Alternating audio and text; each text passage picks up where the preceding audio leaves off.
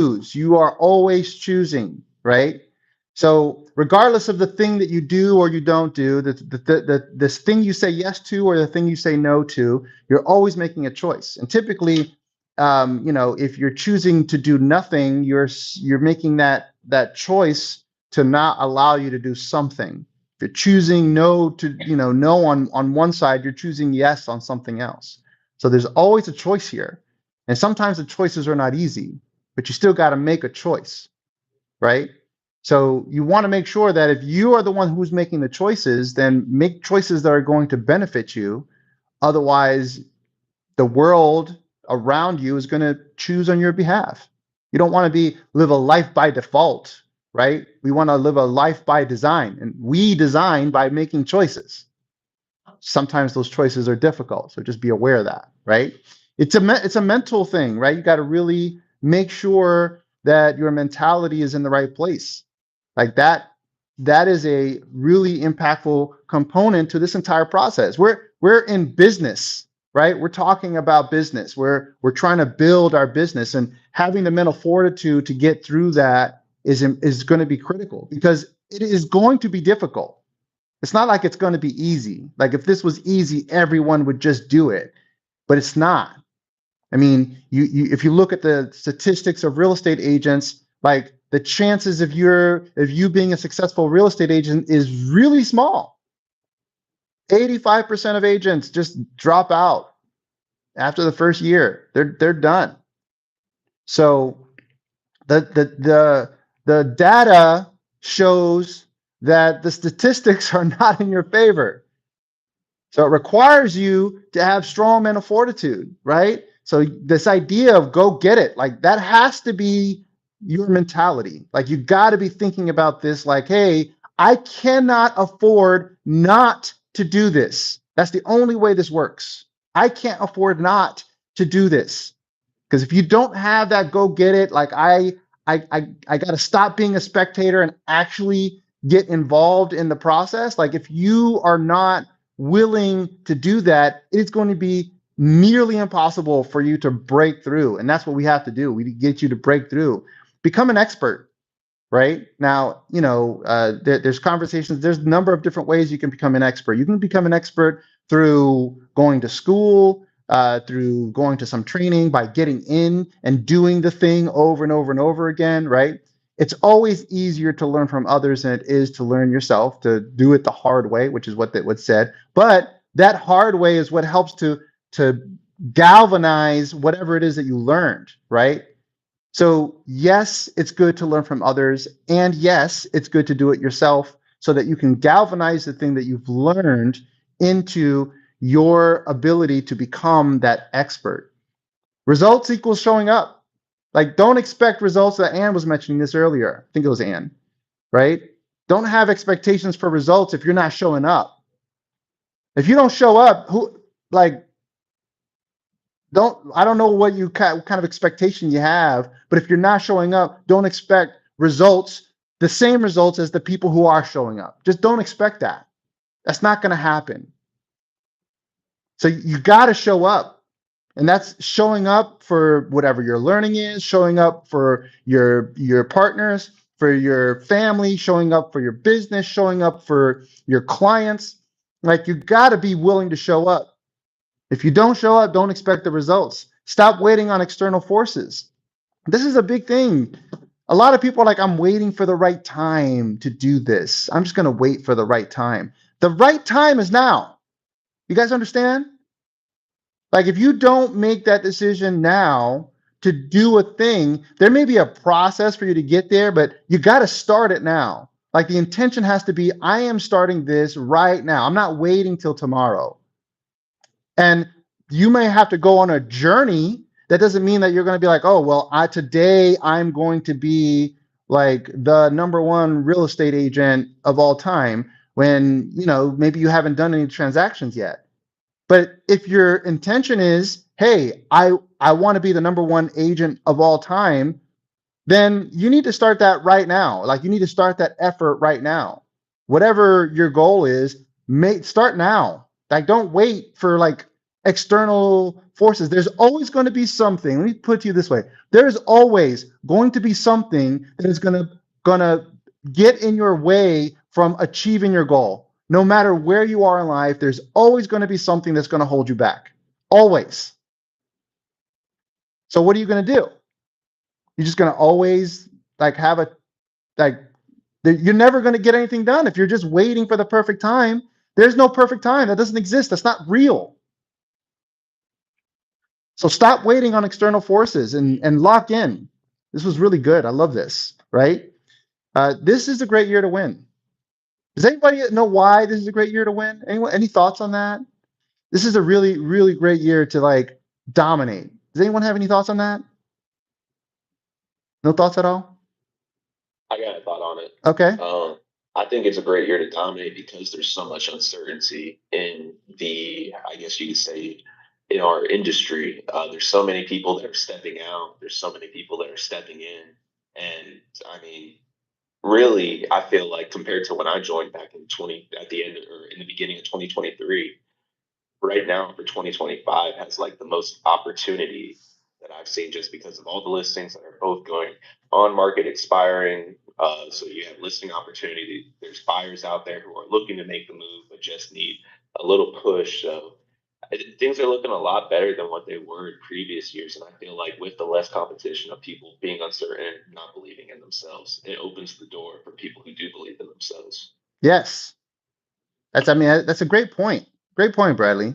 Right? Like the idea is like if agents are leaving, then that means that there are less agents to compete against. So that means market share opportunity for you as an agent, right? For you and your business, there's less competition.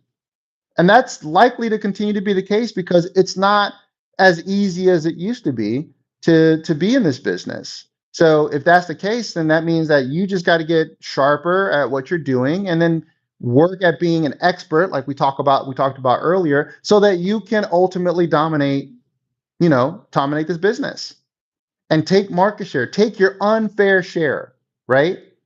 Take your unfair share. And let me tell you something. If you guys, so the market is what people would call is a weak market or is it's not moving as fast as it used to, right? So here's the thing. If you guys are able to figure out how to be successful in the challenge that exists right now, can you imagine how that's going to position you when the market gets back into gear and starts moving again? Like the fast forward nature of what that's going to look like, because if you can find success when the market is relatively slow, imagine how much more success you're going to find when that market starts moving and things start getting easier, because we know historically speaking that the market has ebbs and flows, right? And right now it's ebbing, but when it starts to flow, like imagine all of the things you learned while you were ebbing, while you were being conservative, while you were trying to be real strategic and learning how to be an expert and really getting into the trenches. When it becomes easy and you can go out and really start rocking, imagine what that's going to mean for your business. Like it's going to literally catapult your business to another stratosphere. Like that, this is the time where you want to make sure that you grab a hold of your unfair share of the market. So make sure that you lock in and make this year a year that like this is a great year to win. This is it. Like get to it. Create good habits and rituals. This is going to be important, right? Because as we deal with the challenges that happen in this market, having good habits and having good rituals with what happens in your day to day is going to be critical. The building that those are really the building blocks of building a good business. So make sure that you're doing that. Um, the all gas and all brakes. Decide your focus. That's a big one, right? Really make sure that you like carve down the things that you're going to be focusing on. If you find yourself like focusing on 12 different things, that is not focus. If you're like, oh, well, I'm going to get these 12 things done this week, right? Well, that's not focus. That's the opposite of focus. You're trying to do 12 things. Like you need to carve that down. Like try to make that 2 or 3 things.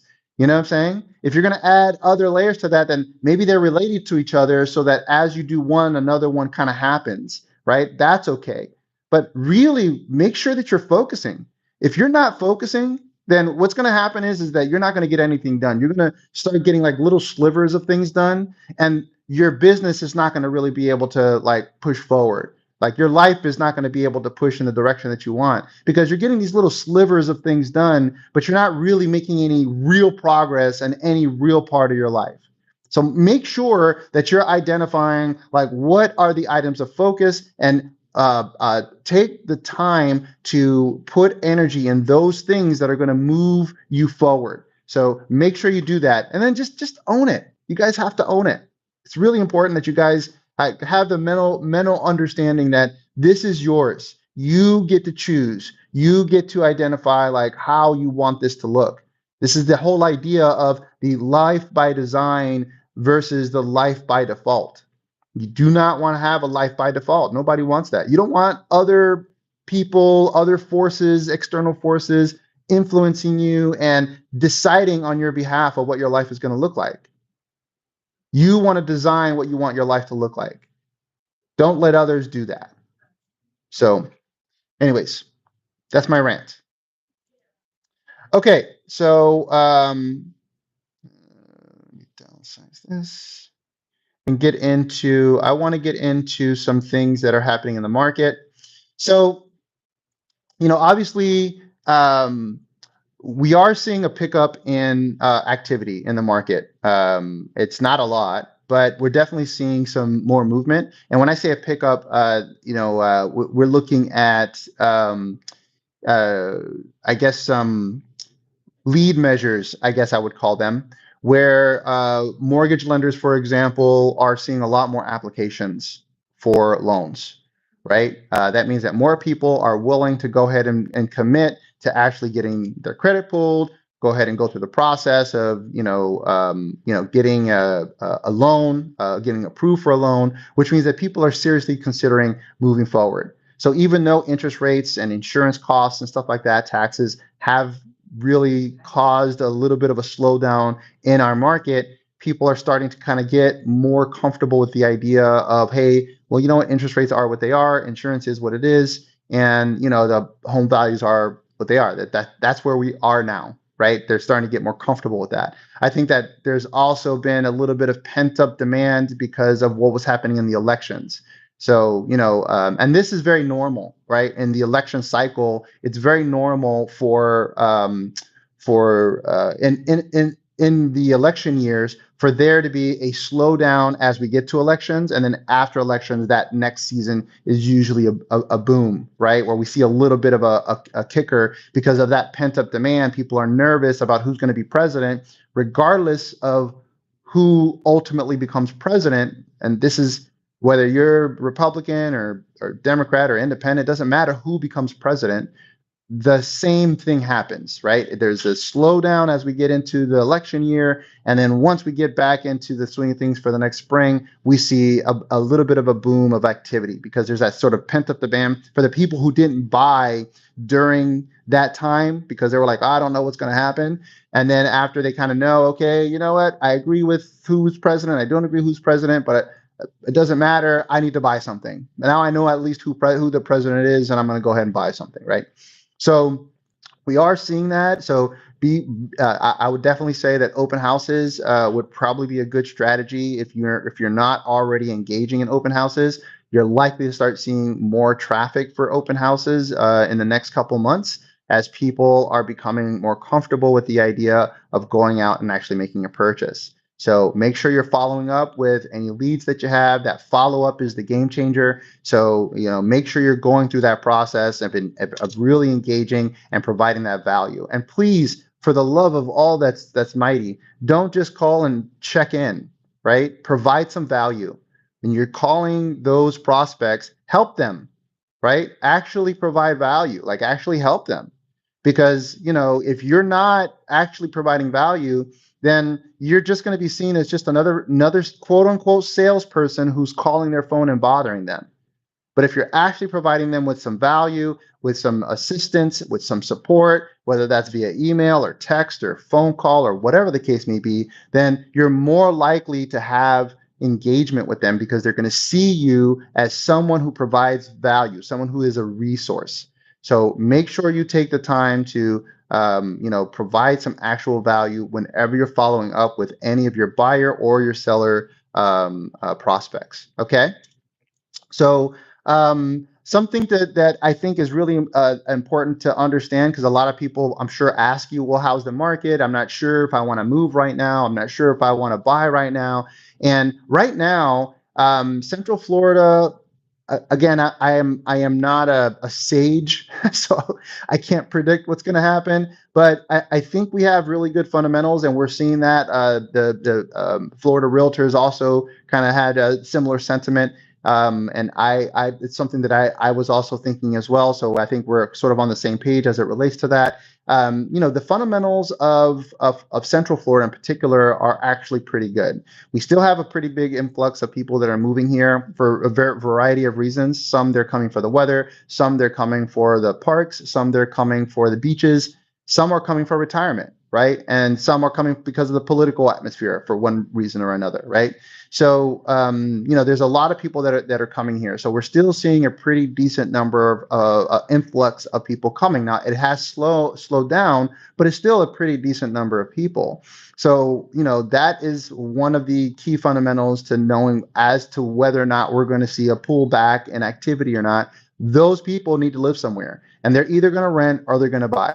And right now, it's kind of a toss up as to which is cheaper. And if it's going to essentially be the same, oftentimes people will decide to purchase, because if it's going to be cost them the same to rent as it's going to buy, why would you do one versus the other? So it's that fundamental element is there. So if anyone asks about that, about how the market's doing, just let's talk about the fundamentals, because the market in and of itself kind of is moving, is actively moving, right? So, in December, we had a higher inventory than we did in January, right? So it looks like a lot more people were purchasing right through December into January. So there's less listings, but I don't know if that's necessarily meaningful over time. So, but what we can talk about is just the fundamentals of our market. So we have those elements. So we know that people are moving in.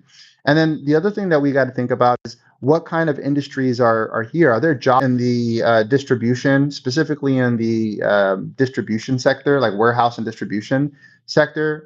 This a lot was tied to during COVID when DeSantis opened up the docks because there was a backup in California. That actually opened up some really interesting activity, because a lot of I don't think Florida really understood the opportunity that existed. And when he opened up those docks for distribution, that opened up a whole new lane of industry for Florida. So we saw a lot of growth on the commercial side with regard to warehousing and distribution centers and stuff like that. A lot of companies that are coming to the area for that. So there's a growth element there. A lot more truckers, a lot more people that are involved in the distribution of goods. So I think that was definitely a growth factor that we definitely have to just be paying attention to. The other thing that we got to be thinking about is what's happening on the Space Coast. So the Space Coast is obviously, you have Elon Musk and Blue Origin and all these other sort of space related activities that are happening there. So that is bringing in aerospace. So the aerospace industry is coming here, and they're going to continue to grow. Well, I should have brought myself some water. They're going to continue to grow. And then what's tied to aerospace is advanced manufacturing. So we're likely to also see some advanced manufacturing opportunities where people, these are like sort of automations, robots, or at least automated elements inside of airplanes and rocket ships and all kinds of other stuff. So there's some growth that's happening there. We're also seeing some technology companies that are moving from California into Florida. So there's a bunch of things that are kind of happening that are related to technology, aerospace, and advanced manufacturing that's also bringing growth to the area. And of course, those are all pretty high paying jobs. So that's all a good sign. Again, I can't predict the future, but as a fundamental understanding of what's happening in our market, that is a very good sign that those kinds of jobs are what's coming here.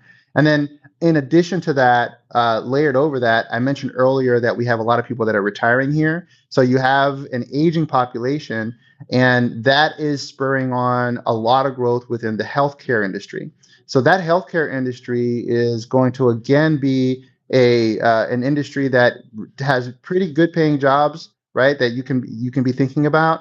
And those good paying jobs are people that can ultimately afford to probably buy a home. Even with the value of homes going up, these good paying jobs are going to be ultimately impactful. So having a good understanding of the fundamentals that are happening in Florida is one way that you can have conversations with people as it relates to real estate, so that whenever anyone asks you, hey, how's the real estate market, you can talk about what's happening with the people that are moving here, what's happening with the different industries that are coming here, and the different impacts of industrial distribution, and what's happening with aerospace and advanced manufacturing.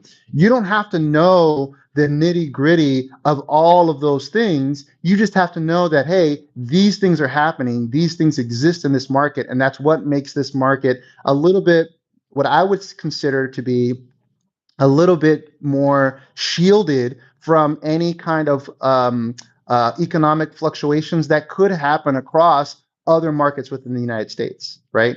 So you have a lot of factors that are at play here that you don't see in other areas, which is great. It's great for us because, like I said, people come here for all kind of reasons. They've been coming here for all kind of reasons, and in addition to that, we now have a booming healthcare industry. We now have a booming aerospace industry. We now have advanced manufacturing, and technology companies are also coming here as well. So there's all of these other elements that are also adding layers to a really solid and diverse foundation for Central Florida in particular, having really good fundamentals. So if anyone's concerned about what is going to happen in Florida, it looks like at least the fundamentals suggest that we're likely to be a relatively stable environment for jobs, for home, for equity growth, for just in general local economy, local economic dynamics, right? All of those things kind of is sort of suggesting that there's a really solid foundation, so that any one of those get weak, you still have all these other elements that are kind of holding up Central Florida.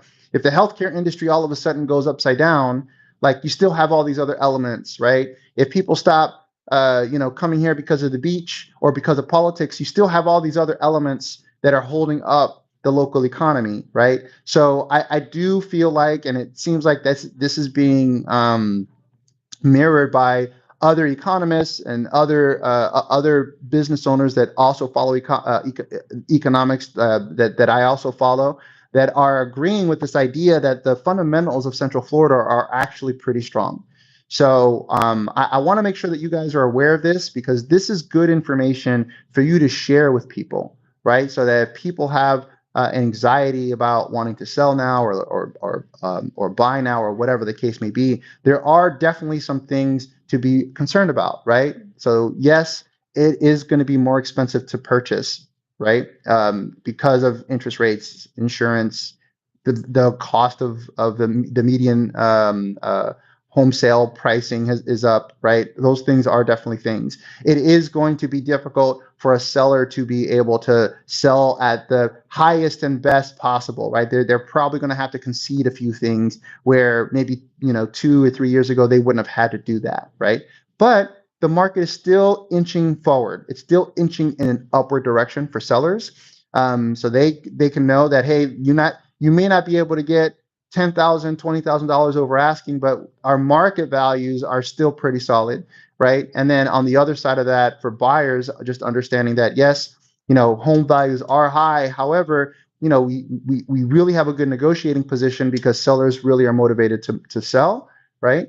And because the market dynamics of the area are the fundamentals are really strong, the likelihood is your the equity you're going to build in this house is going to go well for you. And if you're concerned about the interest rate, as long as you buy something that you feel is affordable today, you may be able to refinance that at a later time or leverage your equity at a later time when maybe you're in a different financial position to go ahead and use that equity towards another type of home, whether that's upsizing or downsizing.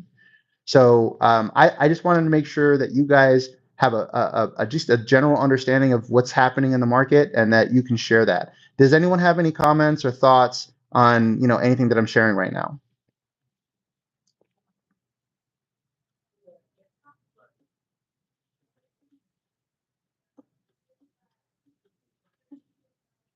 I have not a comment, but a question. Yeah. Yeah, you could say. I know we talked about some more high-paying jobs like the NASA's and the people going ahead and starting the distribution centers and all of that. But do you have any insight on some of those more like first-time buyer jobs, some of those young people jobs that you've seen for Florida? Because I heard a report at the end of last year that people my age, pretty much 20 through 29, were leaving Florida in droves because entry-level jobs weren't there. And I was just seeing if you had any insight on that as well. No, I actually saw that report. That's something we talked about last time in our last Friday Rewind. That is a challenge for Florida right now. Is the median income for Florida is not matching. It's not even on par with the rest of the United States. So, and the more young people leave Florida, the less um, the less opportunity there is for business owners to be able to even offer jobs at a lesser price point, right? Because people that are older are not going to accept those low price points. They're going to say, no, I'm not going to work for that. Someone who's in their 30s or early 40s, or they've already gone through that and they're not going to do that. So my hope is that local business will find itself short of employees and will by default, in order to find better, more qualified employees, will start paying more. Of course, I can't control that. I don't know that anyone can. It's really going to be up to the employers to do that. Right now, most young people, and even honestly, even people that are in their mid 30s and 40s, are either taking second and third jobs, gig jobs, right? That's another thing, and those jobs are not awesome, right? Uber is great for additional income, but it's really difficult to live off of that between what you get paid and then the expense of having the car and gas, and like it's very difficult, right? So I don't know what that ultimately is going to look like. I do think that we're likely to shift. The demographic of Florida may likely just shift to being a little bit of an older demographic. My hope is that there's still going to be a need for sort of entry level jobs, employees. So, my hope is that those employers start just the market will demand that they have to pay more. And that's at least that's my hope, that the market will demand that they pay more and they will by default have to. And sometimes that may translate into more expensive like products and services, right? So they may just pass along that expense out to the end consumer. But the hope is, again, if we have higher income people that live in the community, that may not necessarily have too much of a negative effect for them. They will be able to afford to pay that, so that those employers can charge more and they can pay more, and those employees will be able to, those entry level jobs will hopefully be a little better suited for young folks. Unfortunately, I don't have any other insight as it relates to that. It is a challenge that as a state we're going to have to figure out, because those people leaving, and a lot of times these are sharp kids that are leaving the state, And the only way that we're going to replace them is to bring people from another state back here. So, and who knows what that's going to look like. So I don't have any additional insight beyond that.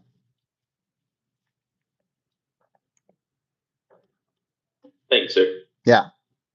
Okay. Does anyone have any thoughts? I mean, what are you guys like? How are you guys seeing the market? I shared with you what my thoughts are and where the economy is essentially it's appearing to look like. Do you guys have any thoughts on what the market looks like? What you're seeing with open houses? Are you seeing more people, less people? More interested people, less interested people? Like, what's happening in your business right now? What kind of things are you guys seeing that you feel are things changing? Are they staying the same? I'd be interested to kind of hear some feedback from you guys. Do you guys have anything going on that is sort of adjusting your view on what's happening in the market?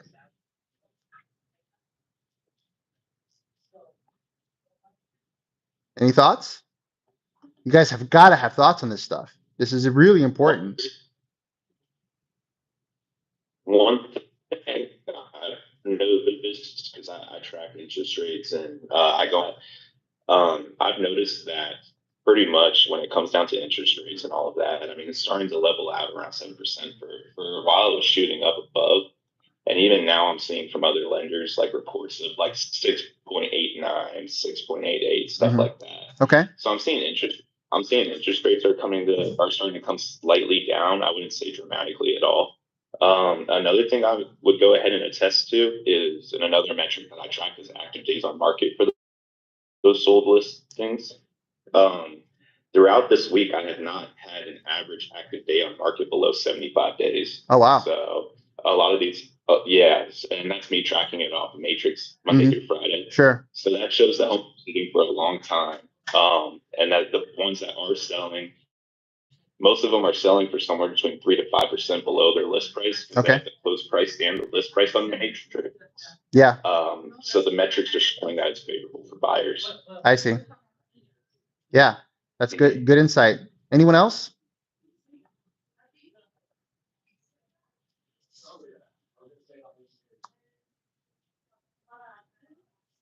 You guys have got to have some kind of thoughts about what's happening in the market. It can't be like this is part of like being an expert, right? Like, what are you guys seeing? Like, just talk about the things that you're seeing, or if you have questions about what's happening in the market. Like, these conversations are going to be really important because when you talk to somebody, you're going to have to share some of this stuff. And so there may be something that you are sharing, like Bradley just mentioned. He saw some interest rates go down, and the average days on market are sitting around in the 70s, which I didn't even realize. So this is information that you guys are sharing is helping everybody else in the group too. So do you guys have any thoughts? Anything that you're seeing?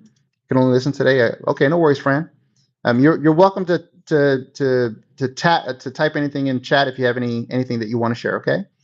Um, so, do you guys have any other thoughts of what you're seeing, or what you're experiencing, um, anything like that? No.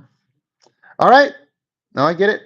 Okay, so this week we went over. I'm going to go ahead and get into the training. This week we had some good training sessions.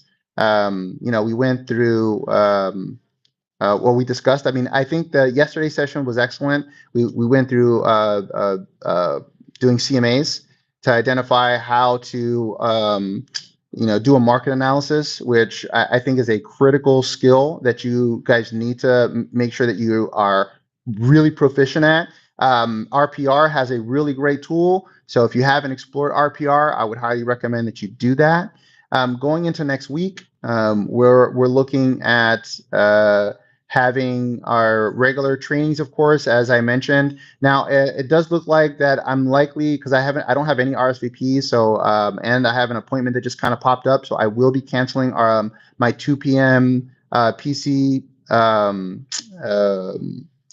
business strategy countdown. So if you did have an interest in wanting to do that, I have another one on the fourth Monday of the month. So if you don't have your GPS and your 411 dialed in, this is a session you definitely want to be a part of. So make sure that if you don't have that dialed in, please make an effort to go to that session, because that will impact your goals. We do have some ALC meetings next week. There's a finance committee meeting that's next week, as well as a growth and education meeting. So if you want to be participate in that, make sure that you check those out. And the Cap Accelerator Alliance is next week. So this is a really great opportunity for you to sit down and learn about, not only learn about, but just have a conversation about what things you can do to cap this year, to hit your cap. Because remember, after you hit your cap, which is the amount of money that you give to the broker, everything after that is 100% yours. You get to keep it, right? So the goal is to cap as soon as possible. So that session is specifically designed to help you guys figure out, like, what strategy can you do to get you to capping status, so that you can keep 100% of your compensation on every deal thereafter until the cycle resets. So the earlier you can do it in your year, the faster you're able to get to 100%. So highly recommend that. So next week, Mike is going to be talking about reports and analytics. This is going to help you kind of track your progress, which, I think is a very good thing to do. If you're not tracking your progress on the things that you're doing, you're just kind of meandering through your business, right? You really want to identify, how many people are you having conversations with? How many appointments are you setting? How many contracts are you writing, right? The command has the ability for you to be able to self-report that, so that you can have that tracking you, so that to see, like, how you're moving. And don't be afraid to put zeros on days that you're not able to do it. This is, oftentimes, especially if you're dual career, there may be days where you have zero count because, hey, you had to work today and you didn't have the time to be able to commit to it.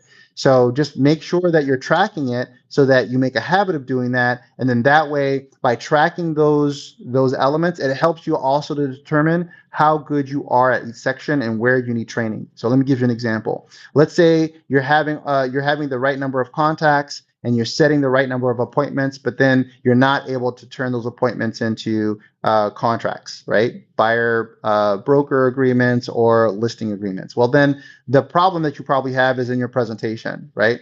Let's say, for example, you're able to get the contracts, but then your listings are expiring, right? Or your buyers are just not pulling the trigger. Well, then the problem is having those conversations and expectation conversations with with your seller, and or with your buyer, to ensure that you help them navigate through that process, whether that's doing, moving pricing and making pricing adjustments for your seller, or helping the buyer understand, like, what are the benefits or disadvantages, advantages of writing an offer, not writing an offer, helping them hone in and onto a property that makes sense, all those good stuff. So helping them navigate that process, right? If you're making those conversations and you're not even setting appointments, then the conversations that you're having are not strong enough for you to convince those people to sit down and have an appointment with you, right? So it could be any one of those pieces, but you're not going to really have a clear understanding of what piece it is unless you're documenting all of that. And then you can see, well, traditionally we see a conversion of this much for this section and this much for that section. And if you're below the conversion ratio, that's the average for each section, then that's the part that we're going to need to address for training. Okay. So make sure that you guys are, this reporting section, this reporting on Wednesday, tracking progress, is going to be a really good session for you to attend. Highly recommend that you attend that. Okay.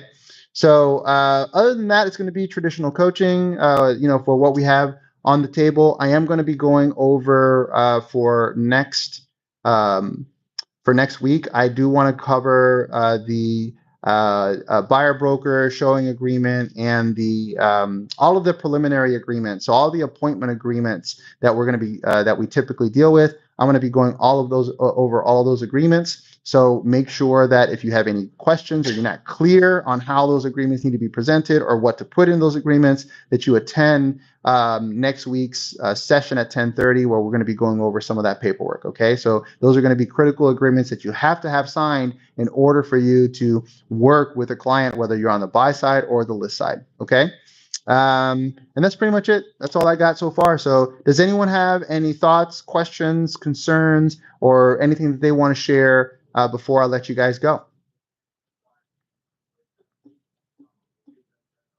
No? Hi, Gus. I do have some questions actually. Yes, Gus, I'm phone cut out there. So for the contract stuff, can you hear me, I can. Gus? Yes. Oh, goodness.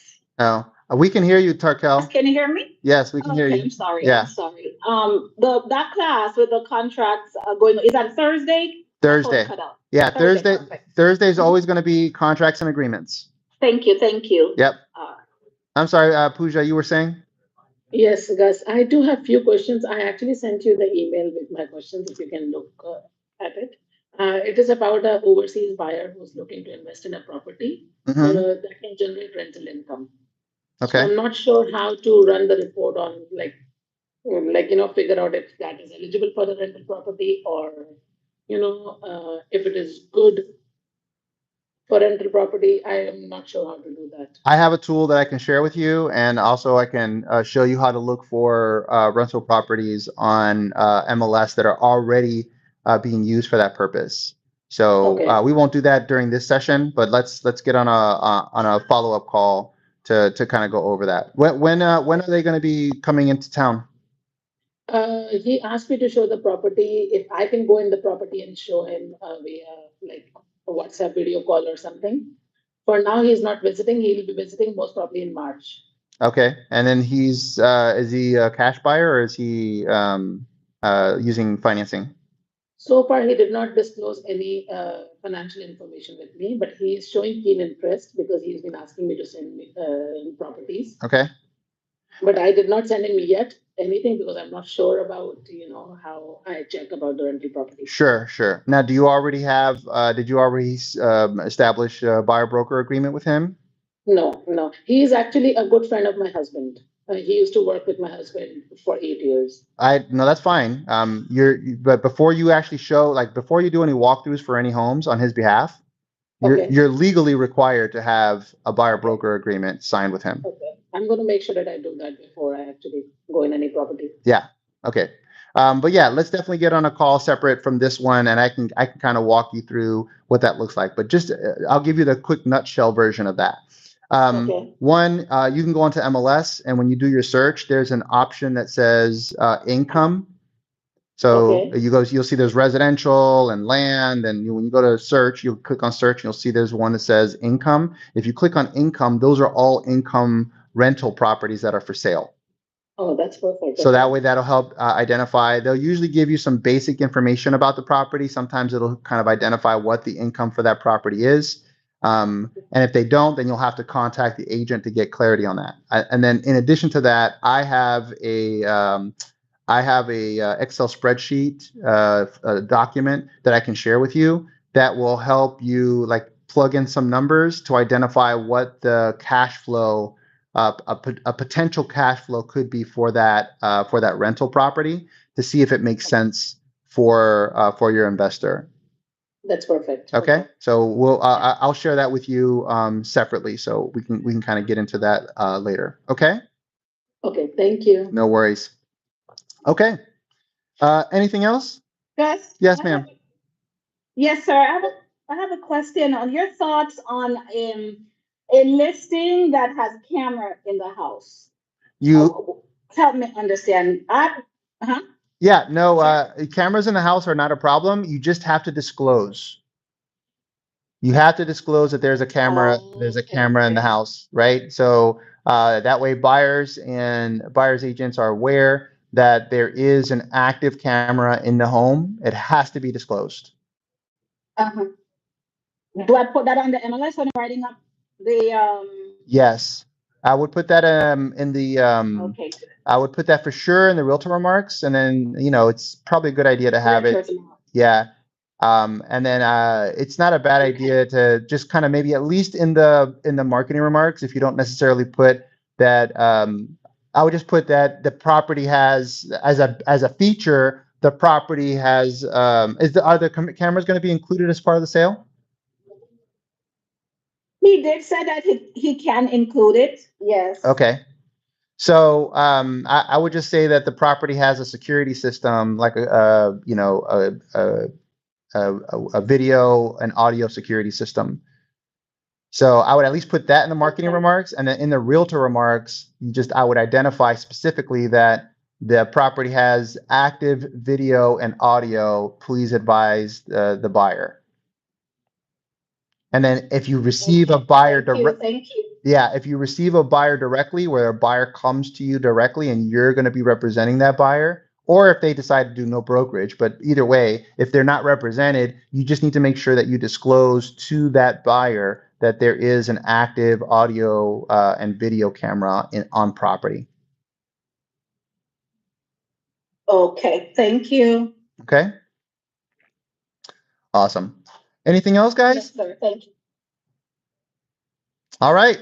Well, listen, I don't really have anything else to share. I just wanted to make sure that you guys had some insight on, on the market, on what's going on, to hopefully give you a little bit of motivation to get you going for next week and get you prepared for the weekend. Okay? Thank you. No worries. Thank you for your time, guys. I will see you guys next time. Yep. Peace. Have a great weekend. Thank you. All right. Take care.